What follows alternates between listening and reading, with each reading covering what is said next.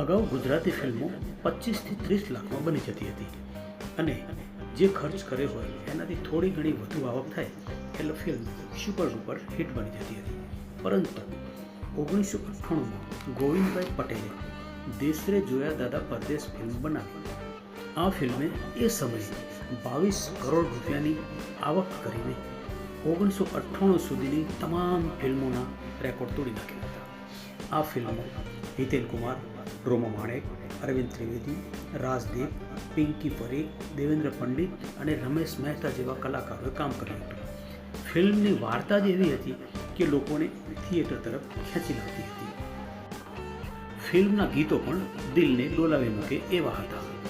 વાવડીના પાણી ભરવા ગયા હતા, ઊંચા ઊંચા બંગલા બનાવો, જાન જોડી આવ્યા શું, એલી રાધાડી જેવા તમામ ગીતો લોકપ્રિય થઈ ચૂક્યા હતા.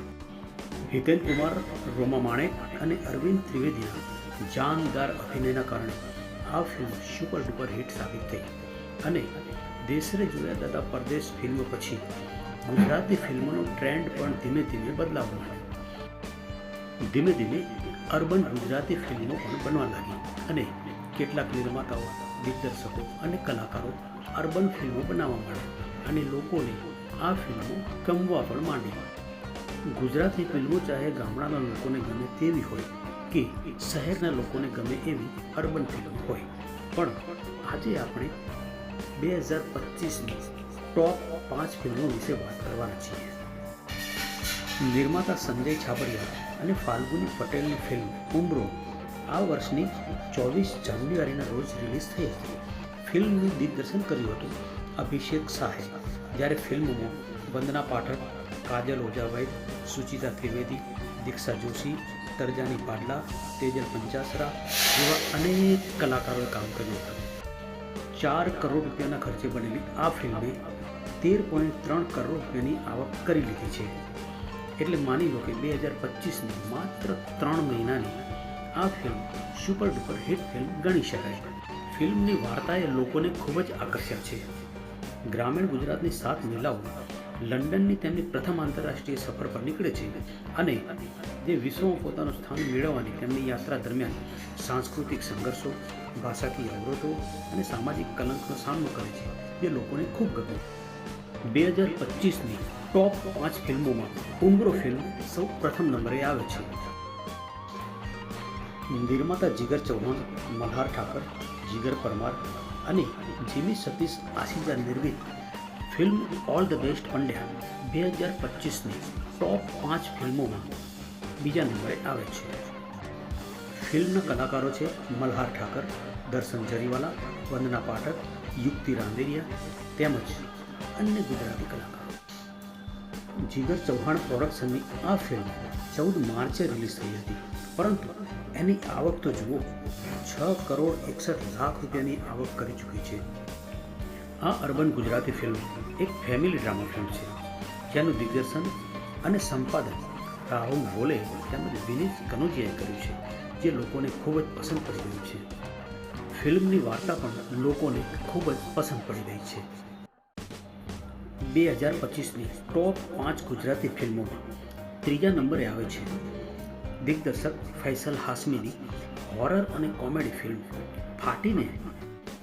ગુજરાતી ફિલ્મોના દર્શકોને પહેલી જ વાર આવું ટાઇટલ જોવા મળ્યું હશે.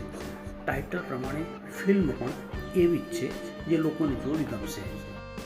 ગત તારીખ 31 જાન્યુઆરીના રોજ સિનેમાના પડદા ઉપર આવેલી આ ફિલ્મમાં હિતુ કનોડિયા, સ્મિત પંડ્યા, આકાશ ઝાલા, ચેતન Daiya, Michael ઇગ્વે, mark Robert વોલ્ટર્સ, કૈરા ઓકોનોર, Janine મેક્રા જેવા કલાકારો કામ કરી રહ્યા છે. ગુજરાતી ફિલ્મોમાં પ્રથમ જ વાર એવું જોવા જાણવા મળ્યું કે ઓસ્ટ્રેલિયન કલાકારો પણ ફિલ્મમાં કામ કરી રહ્યા છે. ફિલ્મે 3.25 કરોડનો બિઝનેસ કર્યો છે અને ટોપ 5 ફિલ્મોમાં ત્રીજો નંબર મેળવી રહી છે. દિગ્દર્શક ધર્મેશ મહેતાની ફિલ્મ મોમ તને નહીં સમજાય કે મમ્મી તને નહીં સમજાય એક કૌટુંબિક ફિલ્મ છે, જેમાં રશ્મિ દેસાઈએ મહત્વનો રોલ ભજવ્યો છે. આ ગુજરાતી ફિલ્મમાં અમર ઉપાધ્યાય પણ એક મહત્વની ભૂમિકા નિભાવી રહ્યા છે. સંગીત આપ્યું છે સચિન જીગરે. 10 જાન્યુઆરીના રોજ થિયેટરોમાં રજૂ થયેલી આ ફિલ્મે 3.15 કરોડનો બિઝનેસ કર્યો છે અને 2025ની ટોપ 5 ગુજરાતી ફિલ્મોમાં ચોથા નંબરે રહી છે. ફિલ્મોમાં અભિનયના ઓજસ પાથરનાર રશ્મિ દેસાઈ અને અમર ઉપાધ્યાય બંને હિન્દી ટીવી સિરિયલના નામાંકિત કલાકારો છે. આ ગુજરાતી ફિલ્મ લંડનમાં સેટ થયેલા આસ્કા અને કૃણાલના જીવન પર આધારિત ફિલ્મ છે. ફિલ્મની વાર્તા પણ ગુજરાતી દર્શકોને ખૂબ જ ગમે છે, જેથી આ ફિલ્મ પણ ખૂબ ચાલે. મિત્રો, 2025ની ટોપ 5 ગુજરાતી ફિલ્મોમાં 5મા નંબરે છે કાશી રાઘવ.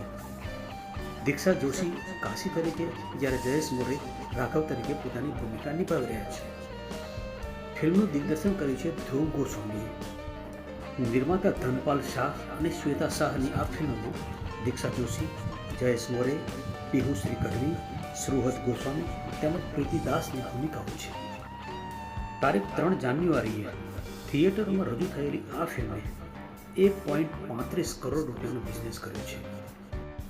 મિત્રો, આપણે 1 જાન્યુઆરીથી 31 માર્ચ સુધી 2025ની 3 મહિનાની જે ગુજરાતી ફિલ્મો રજૂ થઈ તેના રિવ્યૂ આપણે જોયા. નવી ગુજરાતી ફિલ્મોના રિવ્યૂ સાથે આપણે ફરીથી મળીશું.